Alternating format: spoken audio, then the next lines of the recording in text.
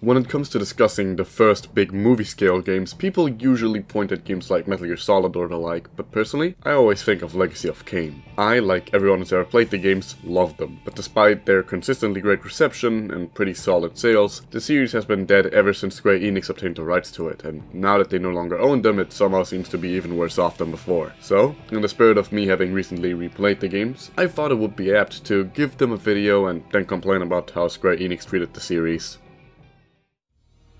Blood Omen, Legacy of Kain, starts with our titular protagonist being ambushed by a group of British teenagers who then proceed to steal his wallet and stab him with a big sword. In hell, he meets a necromancer who turns him into a vampire, and now he's out for blood. Not really just the blood of his ambushers, but, you know, like in general. For a long while, that's essentially the entire story that the game gives you. They're gonna get into some time travel shenanigans later on, but for now, that's all you need. Gameplay-wise, this game is comparable to 2D Zelda. So you know, a giant, somewhat interconnected world with multiple dungeons, all of which containing new abilities that unlock more areas and so on. Where the game differentiates itself from contemporary Zelda-likes like say Lundra is in how it uses its setting. By virtue of being a vampire, Kain needs to feed on blood, meaning that the entire game is on a perpetual timer as your life slowly but surely ticks down. This means if you want to avoid a slow and painful death, you gotta find someone to suck off every now and again. Usually dungeons contain chained up prisoners which you can feed on, but more often than not you'll end up doing it to the human enemies you find, as after you've beaten them but before they die there's a brief window of time where you can suck their blood. This doesn't work on monster enemies for the record. This gives the game an extremely unique dynamic you didn't really see often in games back then, wherein every encounter contains a certain level of risk versus reward. You can choose to engage with high tier enemies and risk taking more damage than you went into the fight with, making using them for healing essentially pointless, or you can choose to ignore them and risk running out of health before finding the next prisoner. Or well, that's how it's supposed to be in theory. In practice the game is pathetically easy. You'll never be in any real danger unless you choose to never drink blood and only heal at save points, at which point you're doing a challenge run anyway.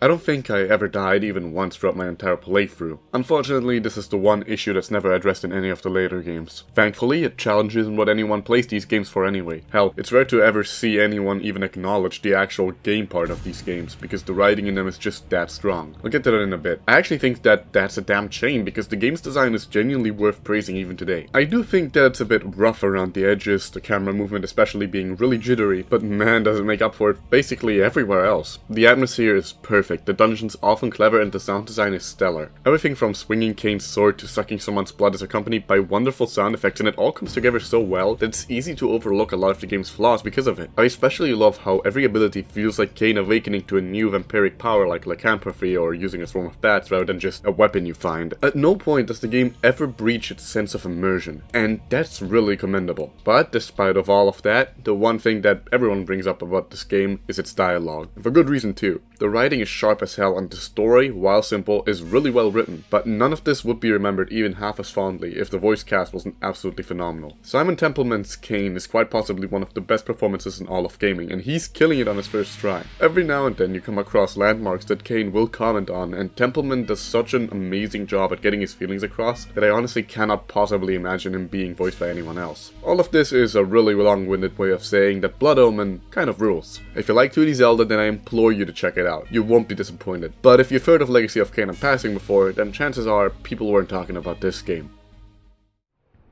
Saying that you love Soul Reaver is quite possibly the coldest take you could ever make, and honestly, it's completely deserved. Starting with this game, the direction of the series would shift from being like 2D Zelda to being like 3D Zelda, and it never looked back. But this is also where the writing in the series goes from great to genuinely fantastic. One of, if not the biggest contributing factor for this, is Amy Hennig stepping in as the series' new director and writer. She did work on Blood Omen, but there she was only a design manager. Soul Reaver was her directorial debut, and man, she knocked it out of the park. Meet Raziel, our series' new other protagonist and Kain's right-hand man. Well, former right-hand man. Let's just say he was a bit too good at his job, and so Kain had him executed and thrown into the abyss. Now, revived as a wraith, centuries later, Raziel goes on and tries to kill his brothers and Kain in revenge. This game is an evolution of Blood Omen in every imaginable way, and it's genuinely wonderful to see. The game has gone from being somewhat open to almost a proper Metroidvania, with every area having a designated warp point and the entire map being interconnected. There's so much hidden stuff to find once you unlock more skills, and it's awesome to just explore everything because the world design is phenomenal. But unfortunately, the game is so easy that getting all of these upgrades is kind of unnecessary. My favorite part easily has to be the way they changed the combat. Raziel can fight his enemies barehanded, sure, but since they're vampire spawn, they won't die from that. Instead, you have to look around your environment and use vampires' natural weaknesses to take them out, impaling them, throwing them into water, and so on. It's an incredibly unique system and one I really love. You can even use poles and spears you find lying around as makeshift weapons, which will then let you impale your enemies directly. Later on, you also get the titular Soul Reaver, the strongest weapon in the game, but it can only be used when you're at full health. And yet this is also where one of my biggest complaints with this game comes into play. The combat is really cool, but it's also really fucking annoying. At its best, you have this really fun system of weaving in and out of enemy attack range and countering at the right time. And at its worst, you're bashing your head against a wall that moves way faster than you do and hoping you kill it first, then hoping you have anything nearby that you can use to make them actually stay dead before the stun window runs out. Just like Kain, Raziel's life is also constantly ticking down as he needs energy to remain in the physical realm. So instead of sucking blood, you eat your enemy's souls, but unlike Blood Omen, the game absolutely hates to see you die, so whenever you run out of health, you just instantly phase into the spirit realm where you can farm souls until you're back at full health, at which point you can then use the certain portals that are there to shift back to the physical realm. However, you can also shift to the spirit realm at will, and this is where one of the coolest aspects of the game comes into play. The spirit realm completely alters the room you're currently in its entirety,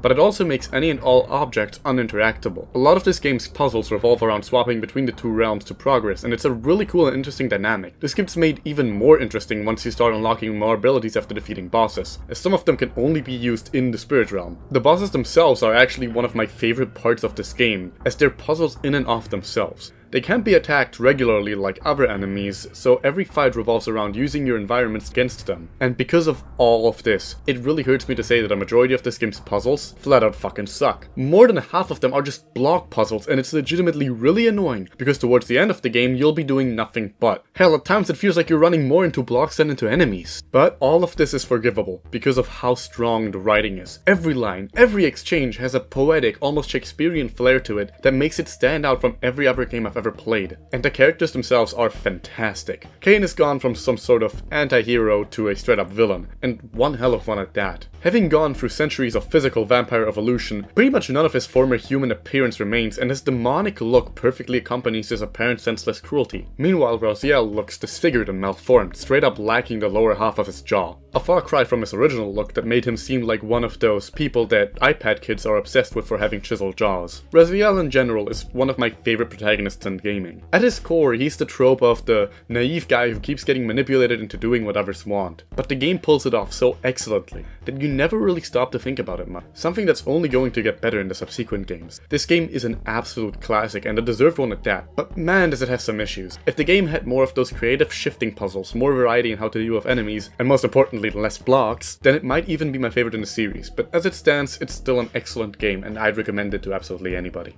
As a promotion for the game, Eidos released a one-shot prequel comic to Soul Reaver starring Raziel. It's alright, there's nothing of note in this comic that has any real relevance to the games, but it's short and the art is pretty neat.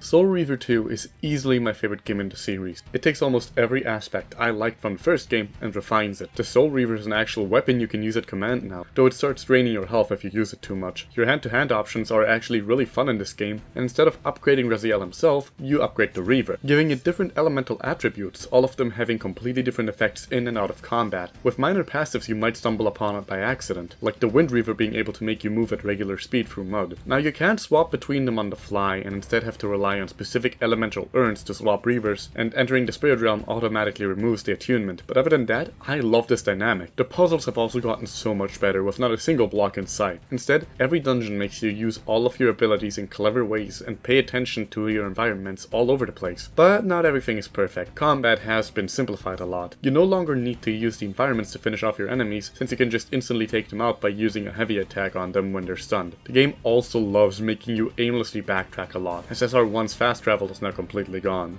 Story-wise, we're also going full-on time travel with this game, with paradoxes and fate playing a bigger role than ever before. The game ends up taking place throughout 3 different time periods: the past of Blood Omen, the distant future, and then finally the distant past. Despite the area layout being always the same, the environmental and enemy differences all do such a good job at differentiating the time periods from one another that I really don't mind it. And the story, my god, the story. Soul Reaver 2 easily has one of the best stories in all of gaming, and I don't say that lightly. It takes place place immediately after the first game ends, with the first game's final boss being the opening cutscene to this game, and everything slowly but surely builds up from here. All while Raziel is constantly torn on what he's supposed to be doing, being fully aware that he's being manipulated from all sides, yet also realizing that every attempt at breaking away from one party's plan inevitably leads him to working for the other. The dialogue is at its peak in this game, and there are just so many memorable and wonderfully written lines that it's almost impossible to not get invested. On one hand, I want to just keep gushing about the game to no end, but on the other, this is the kind of game that's best when you just go and play it for yourself. So do yourself a favor and play this game if you haven't. Well, you probably should play Soul Reaver 1 first though. If Soul Reaver 2 is one side of the coin, then Blood Omen 2 is the other. I don't even want to talk about this game, I just can't stand it. Everything I liked about the other games, especially Soul Reaver 2, is just totally gone here. They also found it to be a good idea to give this game tank controls. What the fuck was the thought process here? The other games didn't have that, why this one? This one came out afterwards, nobody complained about the controls in the other games. Everything about this game feels incredibly underbaked, and that's probably because it is. The development of this game was a total mess, and it ended up being made by entirely different people, with absolutely no involvement from Amy Hennig, and it shows. I actively refuse to get into the mechanics and whatnot, because it's just genuinely a really aggravating game. Combat sucks, the puzzles are awful, the game looks significantly worse than Soul Reaver 2 in pretty much every way, and the game is genuinely one of the most tedious and monotonous games you'll ever play. If you really do have to play it for the story, then do yourself a favor and just use a cheat that gives you the Soul Reaver from the start of the game. That will make the experience 10 times more bearable. It's a shame too, because the actual story is really interesting and does add a lot for Kain as a character, but ultimately I just don't think it's worth the frustration that is actually playing Blood Omen 2. If Reaver 2 and Omen 2 are the two sides of the coin, then Defiance is Kain's metaphorical edge. It's not the best and not the worst, just somewhere in the middle. For every improvement to the Soul Reaver games, and trust me there are several, it feels like they went backwards on another element. Let's start with the biggest improvement up front. The combat has gone from Zelda-like Z-targeting with an open world, getting weapons from your enemies and environments and using the world to your advantage, to a Devil May Cry inspired linear system, and I actually quite like it. You've got a ranged attack, which can also stop enemies dead in their tracks if held, a regular sword attack, a launcher, and a special you can charge up. You also unlock more moves per character as you level up, and that's all fine and dandy. Early on it's especially fun, but unfortunately the novelty wears off quickly. See, the game takes place right after Soul Reaver 2 ends, and this time both Kain and Raziel are playable, with you swapping between the two each chapter. Combat-wise, they're virtually identical, so it's not a DMC5-esque situation where you have to relearn a new character every time you beat a level. Though they do get separate kinds of abilities as the game progresses. The real difference lies in how their stages are structured. Kain's chapters are primarily combat-focused, with most paths being opened by finding a puzzle object and bringing it to the designated spot. Raziel's, on the other hand, are purely puzzles. And man, are these hit or miss. Some are great and others are just a chore to get through. In particular, the ones that involve platforming really piss me off. See, for whatever reason, and I'm just going to put this on the same person that decided that Blood Omen 2 should have tank controls after both Soul Reaver games decided to not do that, this game has fixed camera angles and they're a giant pain in the ass to deal with. I can't begin to name the amount of times I'd get disoriented because I was running in one direction and then suddenly the camera shat me out in a completely different one. Or the amount of times I failed a jump and had to climb all the way back because of how irritatingly the camera was positioned. Fixed camera angles work in something like a horror game because on one hand they help build the claustrophobic atmosphere, but on the other they also give you a control scheme adjusted for them. The best example of this being Project Zero's run button. This on the other hand, this fucking sucks.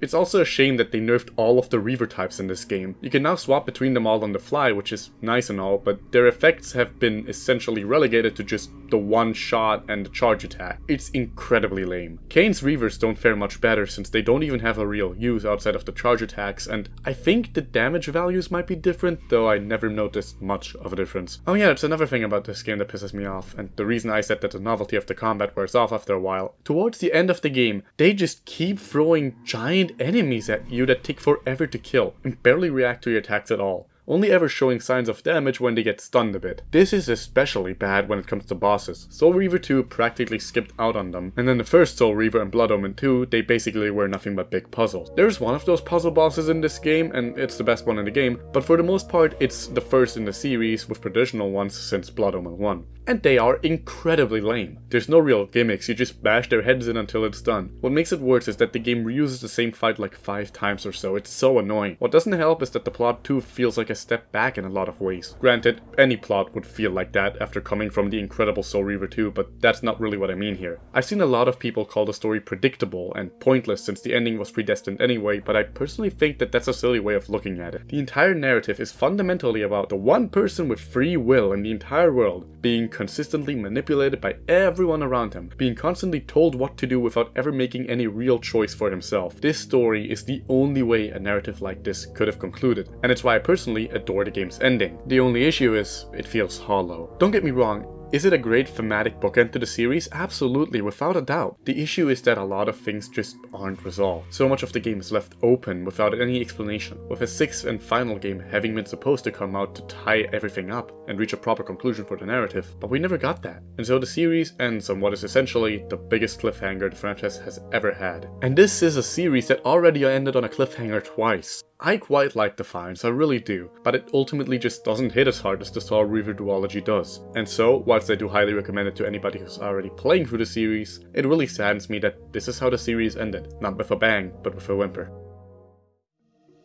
Realistically speaking, it would have been perfect to end the video here and now, but there's still some stuff to talk about, so that's what we're going to do. Much like Soul Reaver 1, Defiance also got a prequel one-shot comic. Though while Reaver's was a side story more than anything, Defiance's serves as both a summary of the plot thus far and as an explanation for why Kain starts the game off where he does. It's a worthwhile read for sure, but the art is always a little off-putting to me. The characters barely resemble their in-game counterparts, and it's just really awkward. And lastly, before we finish off, I'd like to talk about all of the bullshit that the series went through after Defiance. So first, in 2004, development on a sixth game called Dark Prophecy started, before being cancelled less than half a year into development. So that never went anywhere. The only reason we even know that this game existed in the first place is because of people who worked on the game showing art from it. In 2009, Eidos was bought up by Square Enix and all their IPs, including Legacy of Kain, went with them. Square basically did fuck all with the series for about a year, until eventually greenlighting a new game in 2010 titled Dead Sun. That one was actually in development all the way until 2012 and was supposed to be a PS4 launch title. We actually have an entire vertical slice of gameplay that was leaked, and honestly, I'm kind of glad that it went nowhere. The core idea behind the game was to essentially reboot the series for a modern audience, and the entire thing just reeks of mid-PS3 era piss filter fucking every sentence writing. Even gameplay wise, it seems completely disconnected from everything that the series has been building up. As far as I can tell, the game seems to have been mostly inspired by the Batman Arkham games, but I really doubt anybody who'd been playing the series up until now would have been even remotely interested. While it is a big shame that years of development and hard work went to waste, I doubt this game would have ever been successful. To me, it seems like all it would have achieved would be to alienate old players and be ignored by potential new players who at this point were kind of sick of this kind of game. Wouldn't shock me if this was the reason they cancelled it in the first place. But there was one thing from Dead Sun that did survive for a while. The game was mandated to have a multiplayer component, and that eventually morphed into the War for Nosgoth and then just Nosgoth, which was a team-based third-person shooter. The idea was that one team played as the vampires and the other as the vampire hunters. It was playable for testing and then as an open beta from 2013 all the way to 2016 before unceremoniously being shut down, before the game was ever even finished. I never had a chance to play this game back then, and I technically still don't, but if you can get enough people together, it's technically still playable if you can get the game going. But despite my best efforts to get a group of 8 people together for a single round, I wasn't able to find anybody willing to put up with my bullshit. And even if I did, getting it to run on modern systems is apparently a whole ordeal in and of itself. So consequently, all the following statements are entirely surface level. From my talking to people who did actually play it back in the day, it was apparently really fun. Tony actually told me he used to be addicted to it when it was around, so that's got to count for something. And as far as I understand it, there's even an entire sub-community dedicated to privately keeping the game alive, which is awesome. If any of those people involved with that are actually watching this, keep doing what you're doing, I really like that stuff. On the other hand, a team-based shooter is about as far removed from what LOK is that I wouldn't even be shocked if a lot of the older fans just disregarded it entirely. Even environmentally, the game looks nothing like the rest of the series, which is to say you can definitely tell that this game is from the same time frame as Dead Sun. Well, it's not like it matters now that the game is dead anyway, I guess. And thus concludes my look back at the Legacy of Kain series. It will never not sadden me how this wonderful series got screwed over this badly. At least Deus Ex ended up getting 3 games out of the Square acquisition, 2 of those being genuinely fantastic, and Tomb Raider is still going strong if that Netflix show is anything to go by. But unfortunately, LOK got the shortest end of the stick. I was really hoping that the Eidos IP acquisition by Embracer Group would mean that we would finally see the conclusion to the Jensen trilogy, or LOK 6, but alas, those plans also very quickly went nowhere, and it seems like both of those series are dead for good. I've come to appreciate it when older series are fondly remembered as the great things that they were without being forcefully revived by some shitty business execs with no idea what they're doing, bastardizing it into something it wasn't supposed to be just for a quick buck. And as far as we know, that some might have ended up being exactly that. But as it stands, Nosgoth isn't coming back and remains as it ever was. And maybe that's for the best. Before I forget, do me a favor here. Have a good morning, day, evening, or night. Cheers!